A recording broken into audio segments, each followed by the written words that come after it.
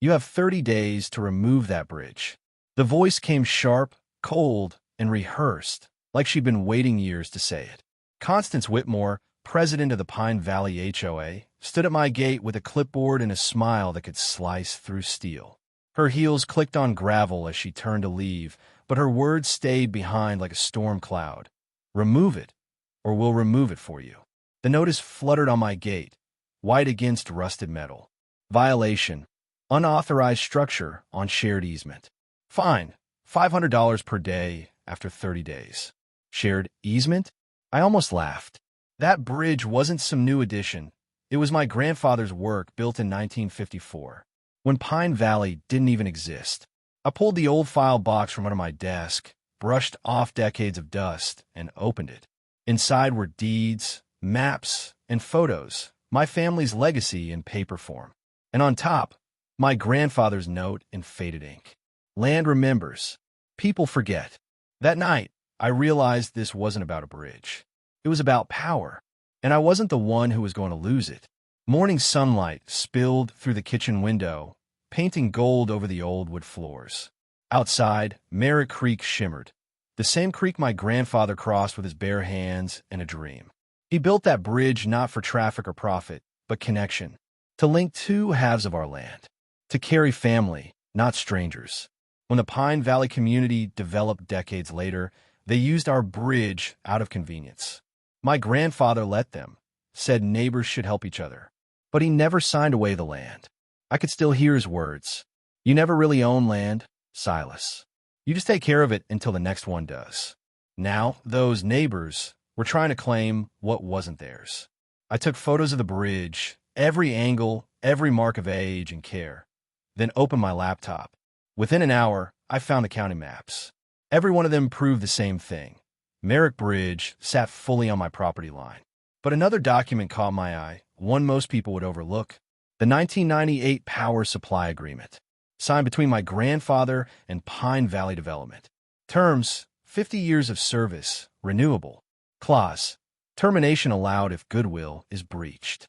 And that, I realized, was the key. 3 days later, headlights cut through the night like blades. I stepped outside and froze. Men in reflective vests stood by the bridge. Sparks flashed. The smell of burning metal filled the air. They were cutting it apart. And behind them, arms crossed, hair perfect under floodlights, was Constance. "Stop!" I shouted. "You're trespassing." She didn't flinch. "We're removing a safety hazard. You've been notified. This is private property." "The HOA maintains shared access," she said coldly.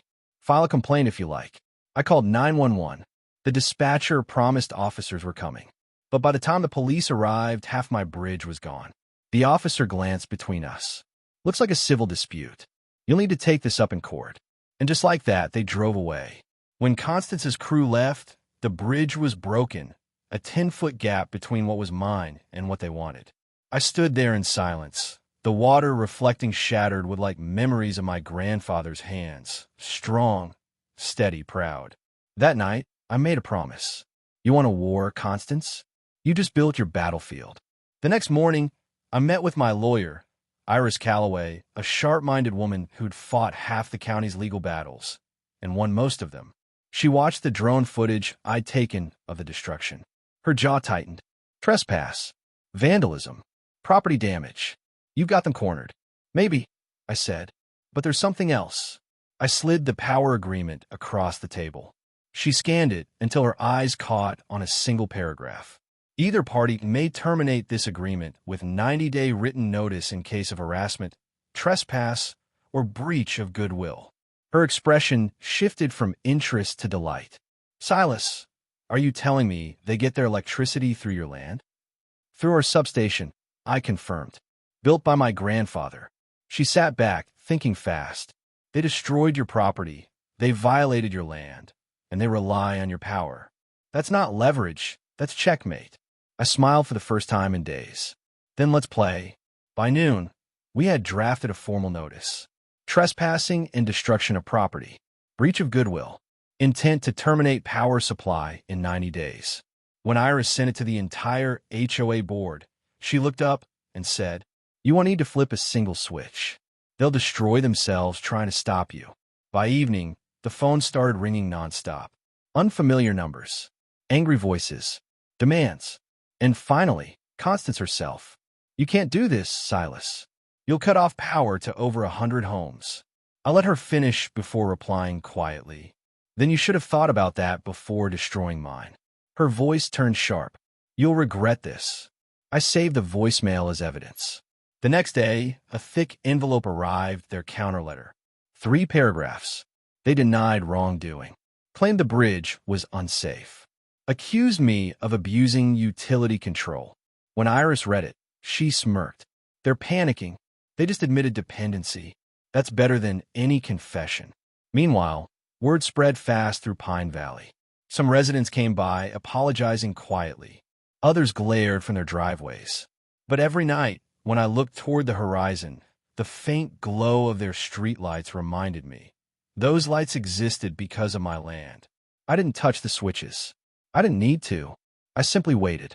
Because power doesn't always shout. Sometimes it hums patiently until someone forgets where it comes from.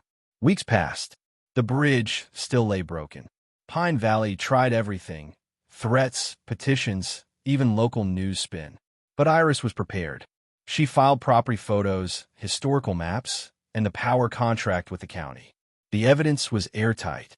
Then came the inspection order. The county surveyor confirmed it publicly. The Merrick Bridge lies entirely within private property boundaries. HOA meetings turned chaotic. Residents demanded answers. Why do we destroy something that wasn't ours? They shouted. Constance tried to hold control, but the board fractured. When she came to my property unannounced, she looked different, pale, nervous. Silas, can we talk? I opened the gate, but said nothing. Let's rebuild it together, she offered. For the community. I studied her face. No apology, just desperation. You didn't want a bridge, I said. You wanted control. Now you've lost both. I handed her a copy of the notice of termination. Day 72, marked in red. Her voice broke slightly. You're really going to cut our power? I stepped back. I'm not cutting anything. I'm honoring a contract your board breached. And then I closed the gate. Day 90 came quietly. I didn't throw switches. Didn't call the media. I just stood by the creek, listening to the hum of the substation across the field. Then, one by one, Pine Valley's lights flickered. Street lamps dimmed. House windows went dark. The silence that followed was heavy, like the land itself was exhaling. Phones rang. Voices rose. But the message had already been sent, not in words, but in shadow. The next morning, Constance drove up again. No clipboard this time, just a folded paper in her hand. A letter of apology, signed by the entire board.